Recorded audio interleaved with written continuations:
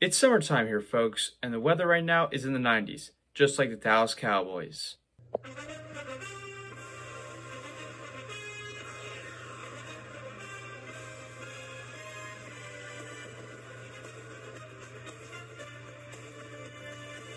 Hello folks, in today's video I will be doing my NFC predictions. You guys already saw my AFC prediction video, which is right up here if you haven't seen it. Go check it out, please. What I'll be doing in this video, like how I did in the last video, is going through every division, ranking them from 4 to 1 to see who's going to be the better team in each division, and then I'll pick my playoff winners in the next video. Let's start in the NFC East. In 4th place is the New York Giants at 6-11. I call them the New Jersey Giants because they play New Jersey, not New York. That's why I call them the New Jersey Giants. This team right now is a mess. There's a pile of garbage, and what you'll find in there is the Giants, because they're a mess right now. The only good thing on this team is Saquon Barkley, but he needs to get out of town because he does not want to suffer another injury like he did last season.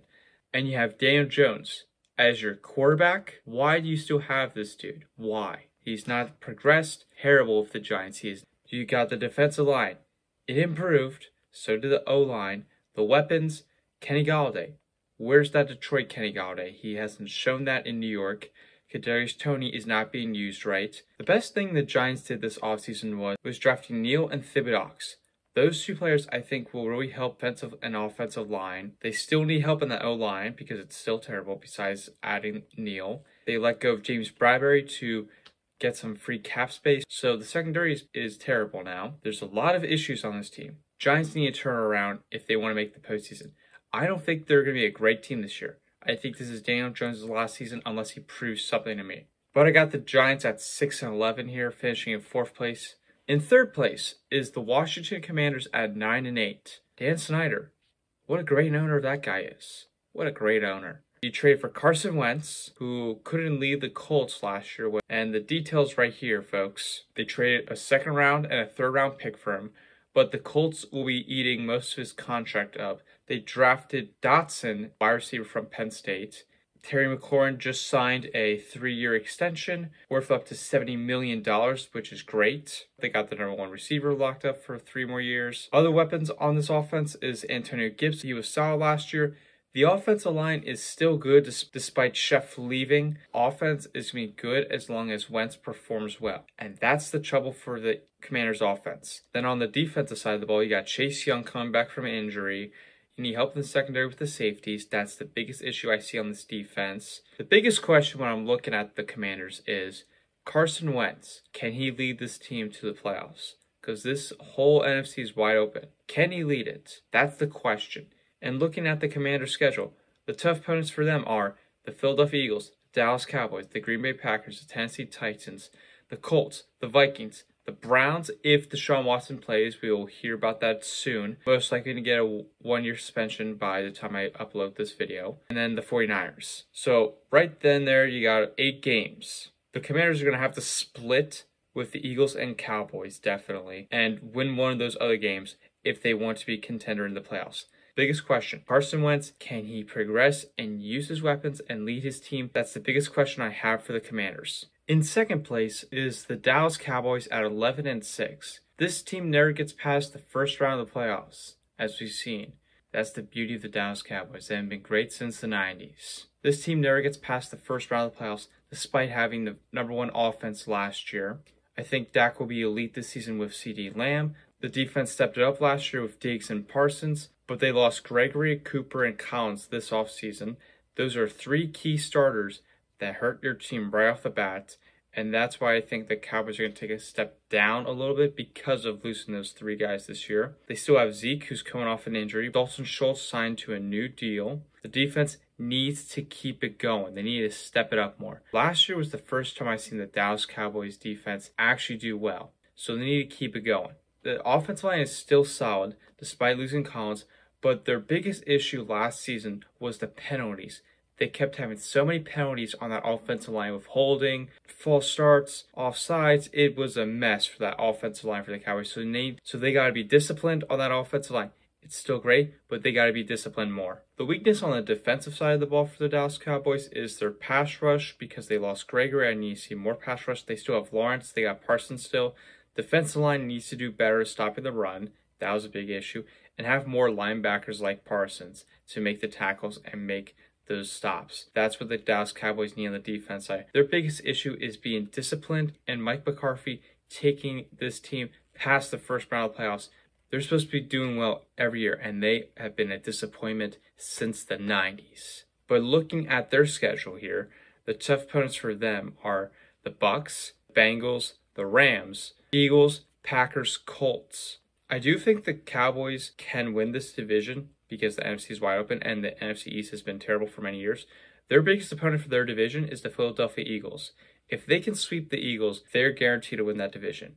If they split, then it's going to come down to the conference record. And I give the Eagles the edge above, which we'll talk about soon, because they have an easier schedule than the Dallas Cowboys. So Dallas Cowboys got to take care of those tough opponents. And if they do, Dallas Cowboys are winning that division. But for right now, I got the Cowboys at 11-6, sitting at second place here. Taking the crown in the NFC East is the Philadelphia Eagles at 11-6. They won the best off seasons. They traded for A.J. Brown, great wide receiver. And then in the draft, they brought replacements for Jason Kelce and Fletcher Cox. Those guys will retire in a year or two because they're getting very old. The offensive line for the Eagles, as I just mentioned with Jason Kelce, is one of the best in the league. They have got weapons now with Dallas Goedert, Devontae Smith, A.J. Brown, running back Miles Sanders, and you got Jalen Hurts. They also addressed defensive line with Jordan Davis, who's a monster. They got weapons with Dallas Goedert, Miles Sanders, Devontae Smith, A.J. Brown, as I just mentioned. The biggest questions for me on the Eagles offense is running the ball, because last year it took you halfway through the season to run the ball because you got to listen to your fans to run the ball, Nick Sirianni. My biggest question is Jalen Hurts. Now, we saw in the Tampa Bay Buccaneers game of the playoffs, he wasn't great. It was his first playoff game, but there were some issues, and this is what has occurred for him when he's been with the Eagles, is his QB decision-making is what I've not liked. That's been the biggest issue for me for Jalen Hurts. If he makes better QB decision-making, have great chemistry with his weapons, then he's going to do fine. But I think this is Jalen Hurts' last chance with the Eagles. If he doesn't perform well, then I think he's gone. Now, the reason I say this is they got a first rounder for next year's draft, which includes a lot of great QBs. So it's Hurts' last chance to me. I think Jalen Hurts will have a good season. And then going on the defensive side of the ball, the CBs will be good with Darius Slay and James Bradbury, both solid guys. They can be elite players, definitely, as you've seen on the field. Safeties, I still like to see a little bit more safety depth and more help out there. Then you got Brandon Graham coming off an injury from last season. And you got Sweat, who's a solid pass rusher. They need a linebacker to come out of the gates. Yes, you have Hassan Reddick, who should be great for them. But they need more linebackers. They need either Edwards or Dean to make an instant impact for them. They need that help right away. But looking at the Eagles' schedule here, which is a very easy schedule, and they should take care of business and not lose to easy opponents like the Giants last year. Jalen Reagor, why do the Eagles still have him is my question. Why do they still have him? They got the Vikings, Cardinals, Cowboys, Colts, Packers, Titans, Saints. I think the Eagles are going to win half those games. You get Vikings, I think they can. Cardinals, depends if DeAndre Hopkins is going to play. Cowboys, probably split there. Colts, depends on how Matt Ryan's playing. Packers is the biggest question, my team. My team and the Eagles have both shown in the past of beating each other up. So that can be a very tough match. Eagles can definitely steal one there. Titans, you got to stop Derrick Henry. And the Saints, Jameis Winston. They got to take care of business. No matter how tough or how easy their opponent is, doesn't matter. Despite having an easy cupcake schedule, I think they're going to be a pretty good team this year. But just to recap, folks, for the NFC East, in fourth place, I have the Giants. Third place, the Commanders. Second, the Cowboys. And first, the Philadelphia Eagles. Now let's move on to the NFC South. In fourth place is the Atlanta Falcons at 4-13. This team is a mess. They traded Matt Ryan, their franchise QB, away to the Colts. They got Marcus Mariota starting as their QB. Calvin Ridley got suspended for gambling. Cordell Patterson is their running back. They drafted Drake London. They got Kyle Pitts. Their offense line is okay. And on the defense, they need help everywhere except the CBs. They got solid guys there. This team is rebuilding and they need help everywhere. They really need help. And I don't see this team doing well at all. I just don't. So I got the Falcons finishing at 4-13, finishing in dead last of the NFC South. Finishing in third place is the Carolina Panthers at 7-10. This team is not good. They are a mess right now, just like the Falcons. CMC, can he stay healthy? If he can stay healthy, he gives the Panthers some life and hope to make it to the playoffs. That is the success for the Panthers, is using CMC. Matt Rule, this might be his last season with the Panthers as the head coach, because he has not helped this team get to a winning record at all. They improved the offensive line with drafting Ekuanu in the draft. They got good weapons with DJ Moore, Robbie Anderson, and CMC, as I mentioned before, and Terrence Marshall as wide receiver. They got Sam Darnold still as the QB. He's not going to lead this team to the playoffs. He's not going to lead them. And on the defense side, they need help everywhere except the secondary. That was the good part for the Panthers. But they need help on the defensive line, linebackers, everywhere except the secondary. They need help on that. But I don't think the Panthers are going to do well this year. I really don't. The only way they succeed is CMC is fully healthy. That's the only way I see him succeed. So I got him at third place. In second place is the New Orleans Saints at 9-8. This is a wild card playoff contending team. They almost made the playoffs last year, but missed out on it. They got Jameis Winston, who was all right up until his injury. Sean Payton left the Saints. Michael Thomas, we have no idea when he's going to return because he's still dealing with that injury. They drafted Chris Olave from Ohio State, wide receiver, who's going to be great. Signed Jarvis Landry, signed the Honey Badger Tyrann Mathieu. They still have a good offensive line despite their best offensive lineman leaving to go to the Dolphins, Armstead. They still have a good offensive line. And they still have Alvin Kamara, might be facing some suspension this season. The defensive line is still good. You got Cameron Jordan, their best pass rusher, and Marcus Davenport. Cameron Jordan was phenomenal last year with having over 15 sacks. But going back to the Saints secondary, Mathieu will help him. The Honey Badger will do great, and the CBs need help out there. So Honey Badger is going to provide support out there for the CBs. So in case one of the CBs needs help out there, Honey Badger is going to be right there to help him out. So that's going to help the Saints secondary out.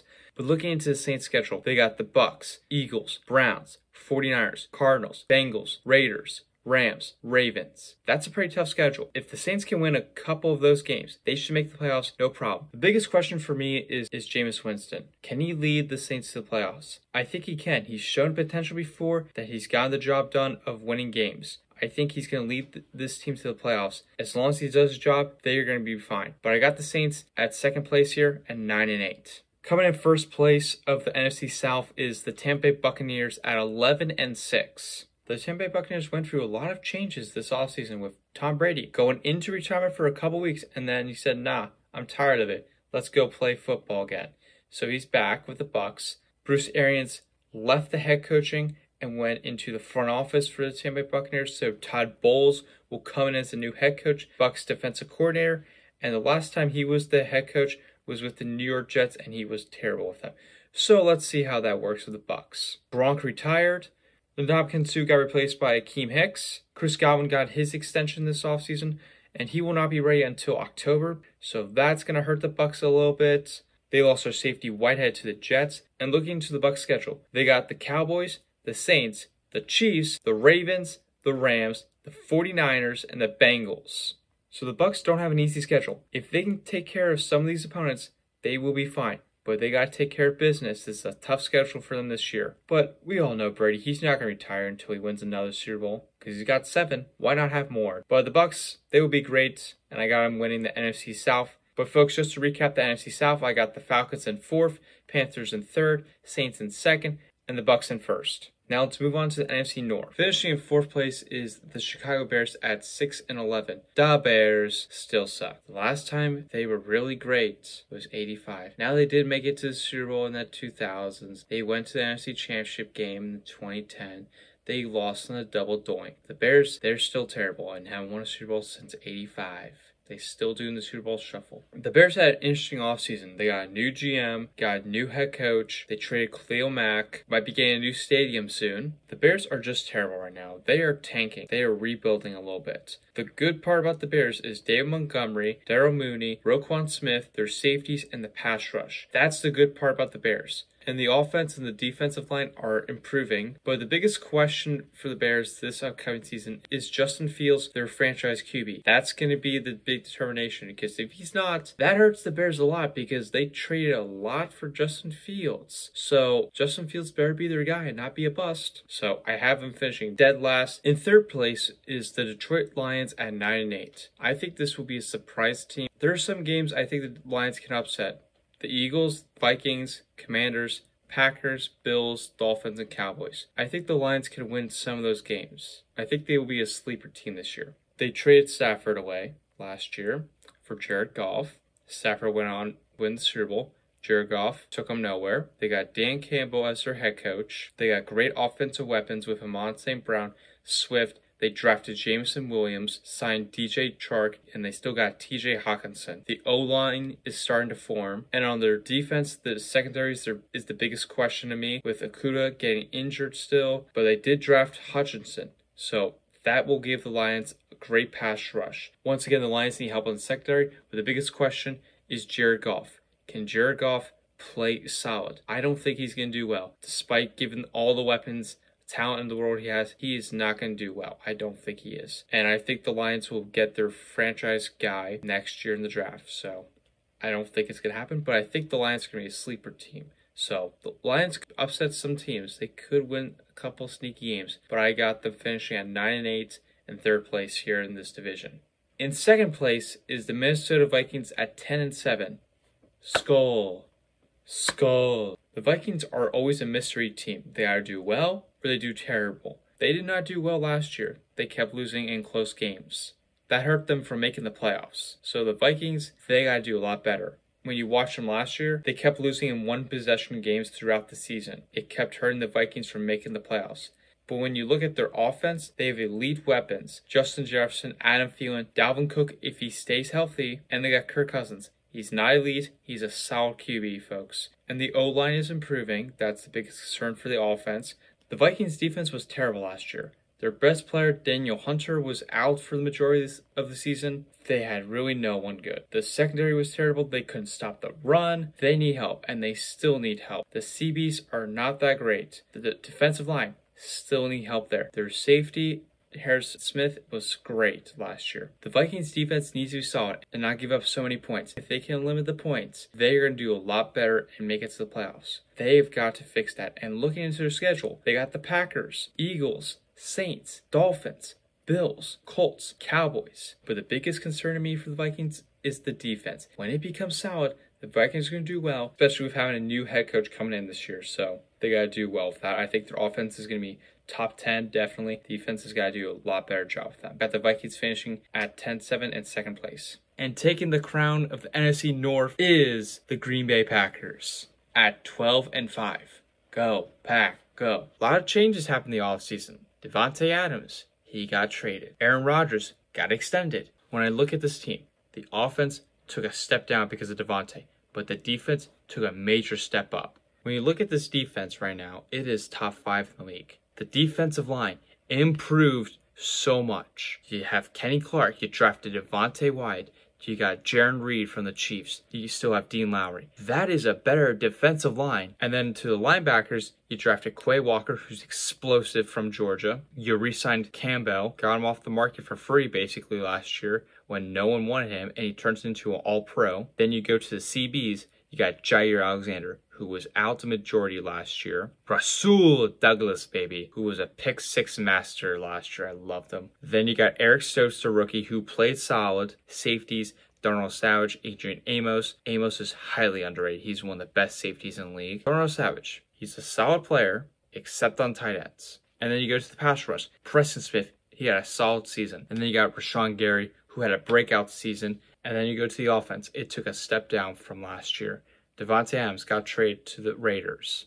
They drafted Christian Watson. What I really liked about the Packers, they finally drafted a wide receiver. They got Romeo Doubs, who's a speedy guy. You got Randall Cobb, Robert Tonyan, who should be ready for week 1, folks, so get ready for that. You got Alan Lazard, who should be the #1 wide receiver for the Packers. Aaron Jones, AJ Dillon, one of the best running back duos in the backfield. And they also lost MVS, signed Sammy Watkins this past offseason, and still have Amari Rodgers. So if that's for the Packers' weapons. So I compare this offense to the 2019 49ers because they had a great running back field, had a great tight end as we do with Robert Tonyan, had an amazing offensive line. Quarterback, definitely different. Rodgers better than Jimmy G. Kyle Shanahan and Matt LaFleur come from the same coaching tree, and they both work together in Atlanta and Washington. And for the defense, it's probably Rodgers' best defense since the Super Bowl. It might be that good. Now, Packers, we'd definitely be Super Bowl contenders if Devontae Adams was still here. But when I'm looking at the Packers' schedule,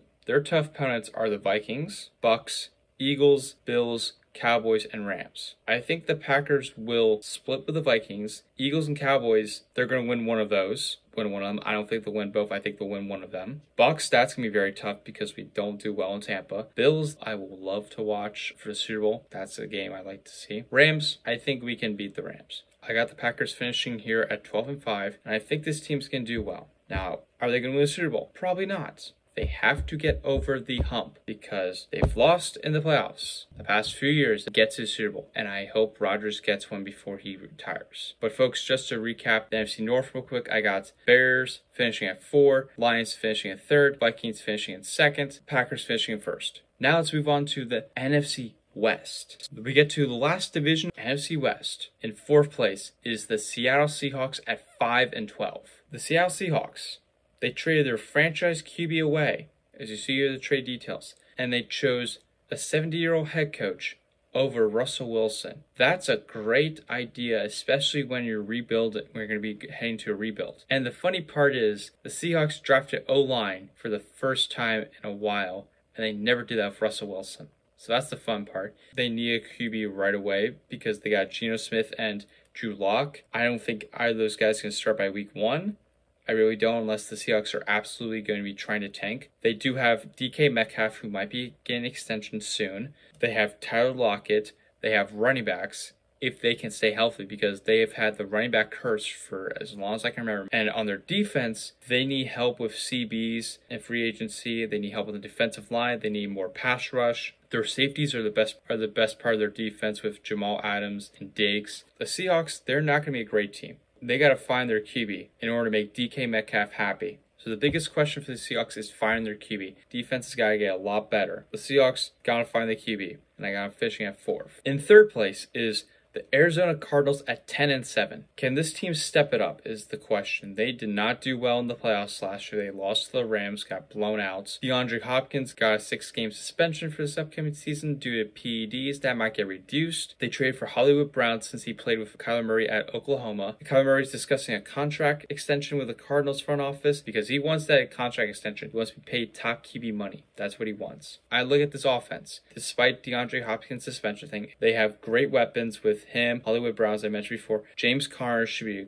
AJ Green, Zach Ertz. And then we go to the defense, which their weak spot is the CBs, linebackers, and pass rush. They got to do a better job of that. JJ Watt, he's not the JJ Watt we all know back in Houston when he was being elite. And when I'm looking at the Cardinals schedule, it is tough for them because they got to face the AFC West with Chiefs, Raiders, Broncos, Chargers. That's tough round the spot facing that division. Then you got to face your own division, the Rams and the 49ers, Bucks. You got the Eagles in the NFC East. This is going to be very tough, especially with DeAndre Hopkins going to be out a couple games. However, he's got to step up to the plate as he did in baseball. Got to lead his team. That's going to be the biggest question is Kyler Murray. Can he help lead his team without his best weapon being on the field? That's going to be the biggest concern to me. Cardinals, I got him finishing at 10-7, finishing at 3rd place right now. Finishing in 2nd place is the San Francisco 49ers at 11-6. There are a lot of questions for this team. You have Jimmy G, Deebo Samuel. Are they paying Deebo Samuel? Because Deebo Samuel wanted out of San Fran, and now it's starting to look like he's going to get paid a lot of money. He doesn't want to be running a lot as he's done with the 49ers the past few years. Even though he's great at it, he wants to run less. He wants to be fully a wide receiver. So that could change a little bit for the 49ers offensive scheme. But the reports for Deebo Samuel are he's supposed to have an extension. And then you have Jimmy G. Nobody wants Jimmy G in the NFL apparently. But when I'm looking at this schedule with the Raiders, Chargers, Chiefs, Broncos, Bucks, and the Cardinals. And then when I go to the defense side of the ball, this defense should be solid, but the CBs concern me in the secondary because I don't think they'll be able to cover Cooper Kupp and DK Metcalf. I don't think they will. So the safeties are going to have to help them out of double teaming on them. Biggest question overall is Trey Lance. They've already said Trey Lance is going to be the starting QB. It has to learn under the new scheme. Did well with George Kittle last year. You saw Lance has a lot of potential to be a great QB, I think. But we have to see how he progresses, and I still think the 49ers are going to be a playoff contending team. So we got the Niners finishing at 11-6. Taking the crown of the NFC West, the reigning, defending Super Bowl champions, the Los Angeles Rams, at 12-5, the Super Bowl champions. Congrats, Rams. Even though you have no fans, you don't have any fans out there in LA. Congrats. They are a great team on both sides of the ball still, despite losing a couple of their key guys. Biggest move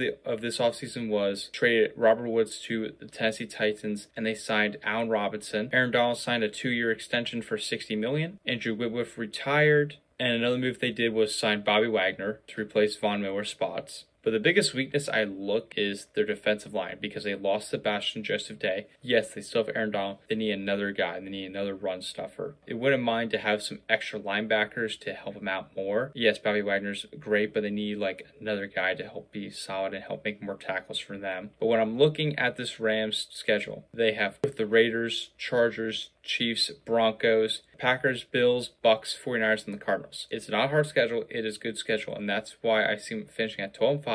Overall, when I look at this team, the defensive line has got to improve a little bit. Get some extra linebackers that I mentioned before with the defensive adjustments. Matthew Stafford, play the Ram Matthew Stafford that I just saw this past season. Play like that. Don't play like Detroit Matthew Stafford, because when you play in Detroit, you would turn over the ball a lot. And the offensive line of how they will adjust without Corbett and Andrew Whitworth, that's going to be kind of a key determination. The Rams will be great, and I see them finishing at 12-5 and taking the crown of the NFC West. But folks, just to recap the NFC West real quick, finishing in 4th is the Seahawks, 3rd Cardinals, 2nd 49ers, and the Rams finishing in 1st. But folks, that's all I got for today's video. Hope you guys enjoy it. Leave your thoughts in the comments. My next video, I'll be doing my NFL playoff predictions, so stay tuned for that. Folks, if you haven't already, subscribe to the channel. Hit the subscribe button. I would appreciate it. The goal is to get to 200, but let's make it happen, guys. But that's a wrap here in the studio, folks. Go Pack Go.